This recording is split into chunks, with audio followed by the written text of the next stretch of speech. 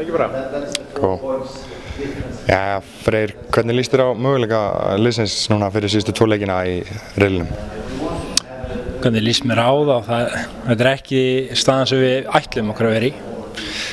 Það er að segja að við stjórnum ekki hvað andstæðingarnir gera og Tyrkirnir gerðu vel í París, náðu þarna í öflugt stig sem að tók svona stöðuna svolítið úr okkur höndum.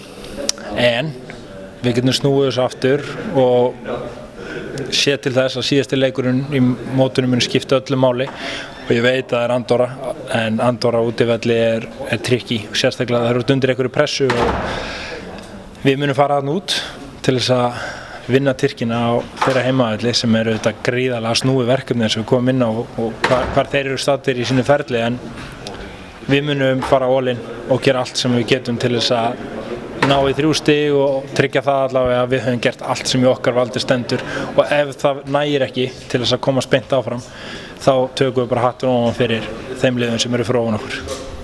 Ætlaði að undirbúa liðið eitthvað sérstaklega fyrir lætin á Turk Telekom, þetta er náttúrulega hávarasti völlur í heiminn sem við ræddum á hann og vissum það alveg fyrirfram að þetta er gríðarlega strembið þá búið ákveða þannig völl fyrir löngu síðan.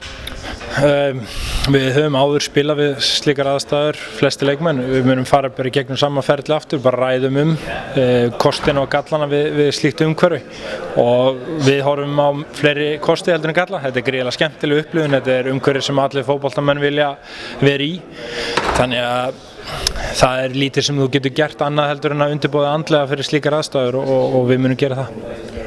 Mikael Neville, er það að horfa til þess að hann fá að spila einhverja mínútur þá til dæmis í Moldóvu-leiknum ef að segjum að fara illa gegn Tyrklandi og við eigum enga möguleika, er það að horfa til þess að nota hans í semi-æfingarleik gegn Moldóvu?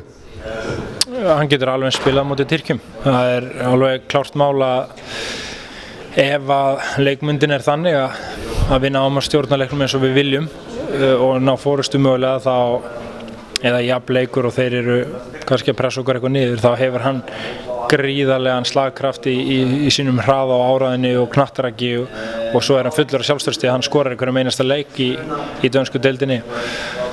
Þannig að hann geti alveg spila móti Tyrkjum, móti Moldóvu sömuleiðis, sama hvort að leikurinn muni skipta öllu máli eða minna máli, en við horfum á þannig þegar þú spila fyrir íslenska landsliði í keppnisleik þá skiptir það alltaf miklu máli og við getum aldrei litið á þetta sem æfingarleik en það þýðir ekki það að hann mun ekki spila eða fá ekki sénsinn.